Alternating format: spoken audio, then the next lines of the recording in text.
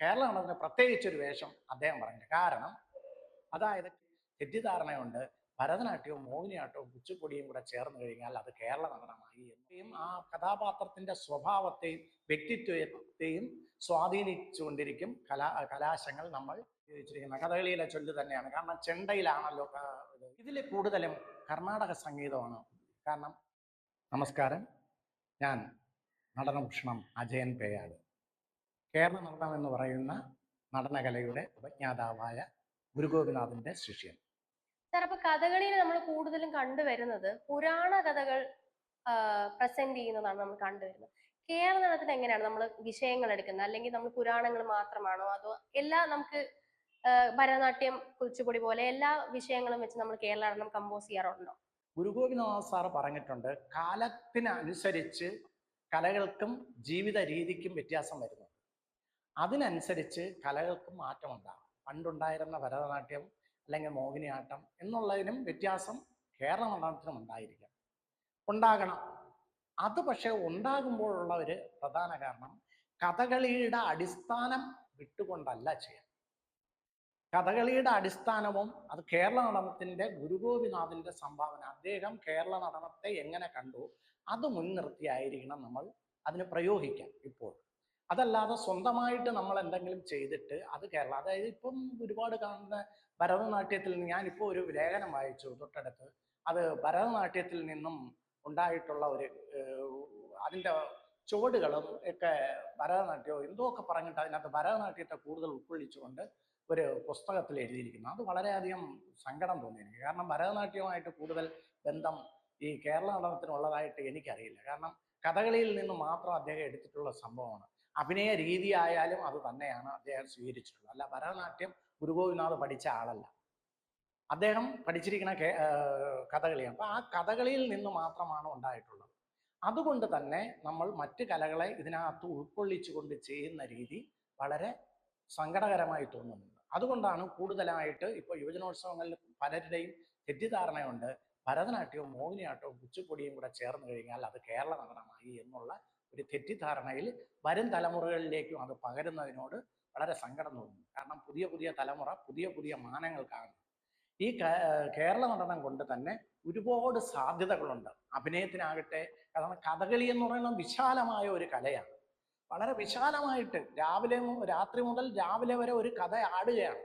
ഒരു കഥാപാത്രം നിന്ന് അതിൽ പ്രധാനമായ ദക്ഷനാകട്ടെ നളനാകട്ടെ എന്നുള്ള ഒരു കഥാപാത്രത്തെ ആടി നമ്മൾ ആസ്വാദകൻ മനസ്സിലേക്ക് ആ കഥാപാത്രത്തെ കയറ്റി വയ്ക്കുകയാണ് ചെയ്യുന്നത്. അപ്പൊ അങ്ങനെയുള്ള ഇത്രയും വിശാലമായ ഒരു കഥകളിൽ നിന്നും എടുത്തതിന് എന്തുകൊണ്ട് മറ്റുള്ള കലയുടെ അതിന്റെ ആവശ്യം ഉണ്ടായിട്ട് തോന്നുന്നത്? അതിന്റെ ആവശ്യം ഇതിനകത്തേ വരുന്നില്ല. അതൊരു തെറ്റിദ്ധാരണ. അത് വരും തലമുറയും കൂടെ മനസ്സിലാക്കി നമ്മൾ കഥകളി എന്താണ്, ഗുരുഗോപിനാഥിന്റെ ഇനങ്ങൾ എന്താണ്, അത് മനസ്സിലാക്കി അദ്ദേഹം എന്താണ് കേരള നടനം എന്ന് പറയുന്ന കല കൊണ്ട് ഉദ്ദേശിക്കുന്നത്, അത് ഉൾക്കൊള്ളിച്ചുകൊണ്ട് കാണിച്ചാൽ മാത്രമേ കേരള നടനം എന്ന് പറയുന്ന കലയ്ക്ക് സമ്പൂർണത ഉണ്ടാവൂ എന്നുള്ളതാണ് എൻ്റെ അഭിപ്രായം. സാർ, അപ്പൊ കഥകളിയിൽ നിന്ന് നമ്മുടെ വേഷവിധാനത്തിന് എന്തൊക്കെ വ്യത്യാസങ്ങളാണ് കേരള നടനത്തിൽ വന്നിരിക്കുന്നത്? വേഷവിധാനത്തെ കുറിച്ച് പറയുമ്പോൾ പ്രധാനമായിട്ടും കേരള നടനത്തിന് പ്രത്യേകിച്ചൊരു വേഷം അദ്ദേഹം പറഞ്ഞില്ല. കാരണം അതായത് കഥാപാത്രങ്ങൾ നമ്മൾ എന്ത് പ്രമേയമാണോ അവതരിപ്പിക്കുന്നത് അതിന് അനുയോജ്യമായിട്ടുള്ള വേഷവിധാനമാണ് കേരള നടനത്തിന് അദ്ദേഹം പറഞ്ഞിരിക്കുന്നത്. അത് കലാകാരന് തീരുമാനിക്കാം. അവൻ ഏത് വേഷം കെട്ടി അവന്റെ കഥാപാത്രത്തിനനുസരിച്ച് അല്ലെങ്കിൽ അവൻ ചെയ്യുന്ന അഭിനയത്തിന് എന്ത് വേഷം വേണമെന്ന് അവന് തീരുമാനിക്കാനുള്ള ഒരു സ്വാതന്ത്ര്യം അദ്ദേഹം കൊടുത്തിട്ടുണ്ട്. എന്ന് പറഞ്ഞുകൊണ്ട് കഥകളി കേരള നടനം എന്ന് പറഞ്ഞുകൊണ്ട് ഫോപ്പോ അങ്ങനെയല്ല, അത് ക്ലാസിക് ആയിരിക്കണം. നമ്മൾ ചെയ്യുന്ന കല ക്ലാസിക് ആണെങ്കിൽ ചെയ്യുന്ന വേഷത്തിനും ഒരു ക്ലാസിക്കൽ വേണം, കാണുമ്പോൾ അത് വേണം എന്നുള്ളതേ ഉള്ളൂ. പക്ഷേ ഇന്ന് യുവജനോത്സവങ്ങളിൽ നിഷ്കർഷിച്ച ഒരു വേഷമുണ്ട്. അത് ഒരു മത്സരമിനമായതുകൊണ്ട് ഒരു ഏകത്വം വേണം എന്നുള്ള രീതി കൊണ്ടാണ് അത് ചെയ്തിരിക്കുന്നത്. അത് തെറ്റെന്ന് പറയുന്നില്ല. അത് അങ്ങനെ അവിടെ നിൽക്കട്ടെ. നമുക്കിഷ്ടമുള്ള ഒരു വേഷം നമുക്ക് ഡിസൈഡ് ചെയ്ത് നമുക്ക് രംഗത്ത് അവതരിപ്പിച്ചാൽ അത് ഒരു ക്ലാസിക് ആയിരിക്കണം വേഷം എന്നുള്ളത് മാത്രമാണ് കേരള നടനത്തിന്റെ വേഷത്തിൽ പ്രധാനമായിട്ടും പറയുന്നത്. സാർ, അപ്പോ സംഗീതത്തിന് എന്തൊക്കെ വ്യത്യാസങ്ങളാണ് വരുത്തിയിരിക്കുന്നത്? സംഗീതം എന്ന് പറയുന്നത് കഥകളിയിൽ വന്നിട്ട് സോപാന സംഗീതമാണ് ഉപയോഗിച്ചിരിക്കുന്നത്. ഇതിൽ കൂടുതലും കർണാടക സംഗീതമാണ്. കാരണം സ്വാതിരുന്നാളിൻ്റെ കൃതികളെടുത്ത് നമ്മൾ ചെയ്യുന്നുണ്ട്.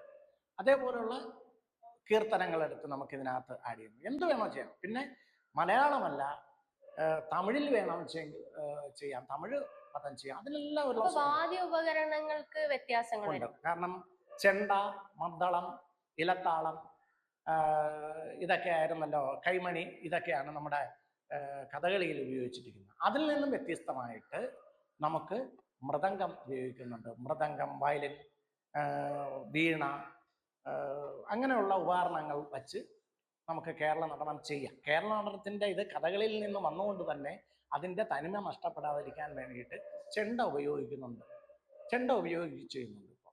അപ്പോൾ അതൊന്നും ഒരു ഇതല്ല, അത് ആ ക്ലാസിക്ക് നിലനിർത്താൻ വേണ്ടിയിട്ട് തന്നെയാണ്, മനോഹരമാക്കാൻ വേണ്ടിയിട്ടാണ്. കാരണം മറ്റു കലകളിൽ നിന്നും ഒരു വ്യത്യസ്തത ഉണ്ടാവുന്നത് ഈ ചെണ്ടയുടെ ഇതും കൂടെയൊക്കെ വരുമ്പോഴാണ്, ആ ശബ്ദവും കൂടെ വരുമ്പോഴാണ് ആ കേരള നടനത്തിനൊരു പ്രത്യേകതയും കൂടുതൽ കാണികൾക്ക് ആകർഷണം തോന്നുന്നത്.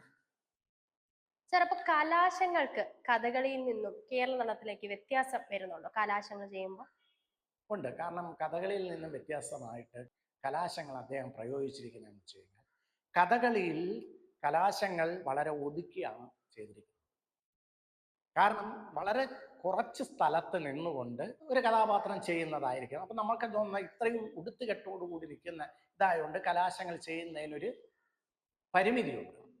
പക്ഷെ കേരള നടനത്തെ സംബന്ധിച്ചിട്ട് അങ്ങനെയില്ല, കുറച്ചുകൂടെ വിശാലമായിട്ട് ചെയ്യും. അതുകൊണ്ട് തന്നെയാണ് അതിന് കലാശങ്ങൾക്ക് വ്യത്യാസം വരുത്തി തന്നെയാണ് ചെയ്തത്. ചെറിയ വ്യത്യാസം എന്ന് പറയുന്നത് കഥകളിയിലെ ചൊല്ലുകൾക്കോ അല്ലെങ്കിൽ അതിൽ നിന്നും വ്യത്യാസമായിട്ട് കഥകളിയിലെ ചൊല്ലുകൾ തന്നെയാണോ കേരള നടനത്തിൽ? കഥകളിയിലെ ചൊല്ലുകൾ തന്നെയാണ് ഉപയോഗിച്ചിരിക്കുന്നത്. കഥകളിയിലെ ചൊല്ല് തന്നെയാണ്. കാരണം ചെണ്ടയിലാണല്ലോ ഇത് വായ്ത്താരിയായിട്ട് പറയുകയല്ല ചെയ്യുന്നത്, ചെണ്ടയിലാണ് വായിക്കുന്നത്. അപ്പൊ ആ ചെണ്ടയിൽ നമ്മൾ കഥകളിയിൽ പ്രയോഗിക്കുന്ന രീതി തന്നെയാണ് നമ്മുടെ കേരള നടനത്തിനും ഉപയോഗിച്ച് വരുന്നത്. പക്ഷെ ഈ ഉപയോഗിക്കുമ്പോൾ, കലാശം ഉപയോഗിക്കുമ്പോൾ ഒരു പദം അല്ലെങ്കിൽ ഒരു കീർത്തനത്തിൽ ആ കഥാപാത്രത്തിന് യോജിച്ച തരത്തിലുള്ള കലാശങ്ങൾ തന്നെയായിരിക്കണം ഇതിനകത്ത് ഉപയോഗിക്കാൻ. വളരെ രൗദ്രഭാവത്തോടുകൂടിയുള്ള കലാശങ്ങൾ ചെയ്യുമ്പോൾ നല്ല സ്വാത്വികമായിട്ടുള്ള ഒരു കഥാപാത്രത്തിന് യോജിച്ചതല്ല. അപ്പൊ അതിനകത്ത് എന്താണ്, ഒരു പദം ചെയ്യുമ്പോൾ അതിന് പതിഞ്ഞ കലാശങ്ങൾ ചെയ്യാനും അതിൻ്റെ ഇടക്കലാശം, വിശാലമായിട്ടുള്ള വലിയ കലാശങ്ങൾ, അതായത് വലിയ കലാശം, അഷ്ടകലാശം, ഇതൊക്കെ ഉപയോഗിക്കുമ്പോൾ അത് പതിഞ്ഞ കഥാപാത്രത്തിന് ചേർന്നതായിരിക്കത്തില്ല. അത് പലയിടത്തും കണ്ടുവരുന്നുണ്ട്. അത് തെറ്റായ രീതിയാണ്. കാരണം കഥാപാത്രത്തെയും ആ കഥാപാത്രത്തിൻ്റെ സ്വഭാവത്തെയും വ്യക്തിത്വത്തെയും സ്വാധീനിച്ചുകൊണ്ടിരിക്കും കലാശങ്ങൾ നമ്മൾ അതിനകത്ത് ഉപയോഗിക്കാം. കഥകളിയിൽ നമ്മൾ കേരളീയ താളങ്ങളാണ് ഉപയോഗിച്ച് വരുന്നത്. അപ്പൊ കേരള നടനത്തിൽ വരുമ്പോൾ നമ്മൾ എങ്ങനെയാണ് താളങ്ങളുടെ വ്യത്യാസം വരുന്നുണ്ടോ? അതായത് ഞാൻ നേരത്തെ പറഞ്ഞതുപോലെ സ്വാതി തിരുനാളിൻ്റെ ഒരു കൃതി, അല്ലെങ്കിൽ ദീക്ഷിതരുടെ അല്ലെങ്കിൽ ത്യാഗരാജസ്വാമികളുടെ കൃതി എന്ന് പറയുമ്പോൾ സ്ഥിരമായിട്ട് അദ്ദേഹം ആദിതാളത്തിലോ അല്ലെങ്കിൽ രൂപകതാളത്തിലോ ചിട്ടപ്പെടുത്തി വെച്ചിരിക്കുന്ന ഒരു താളമാണ്. അപ്പം നമ്മൾ ആ കീർത്തനമാണ് എടുക്കുകയാണെങ്കിൽ ആ താളത്തിൽ തന്നെ പോകണം. നമുക്ക് ഇഷ്ടത്തിന് മാറ്റാൻ പറ്റും. കാരണം അത് പരമ്പരാഗതമായിട്ട് പൈതൃകമായിട്ട് നമ്മൾ തലമുറകളായിട്ട് കണ്ടുവരുന്ന താള മേളത്തോടു കൂടി ചെയ്തു വച്ചിരിക്കുന്ന കീർത്തനത്തിൽ നമുക്ക് കലാശങ്ങൾ ചേർക്കാം, അതിൽ വിന്യാസങ്ങൾ വരുത്താം. അതായത് അത് നമ്മുടെ സ്വാതന്ത്ര്യമാണ്. പക്ഷെ താളം എന്ന് പറയുന്ന ആ താളത്തിനകത്ത്, ആ ചട്ടക്കൂട്ടിനകത്ത് നിന്ന് തന്നെ ചെയ്യുമ്പോഴാണ് അതിന് ഭംഗി വരുന്നത്. കേരള നടനത്തിൽ പ്രധാനമായും കേരളീയ താളങ്ങളാണ് തന്നെയാണ് ഉപയോഗിച്ചുകൊണ്ട് വരുന്നത്. ശരി സാർ, താങ്ക് യു.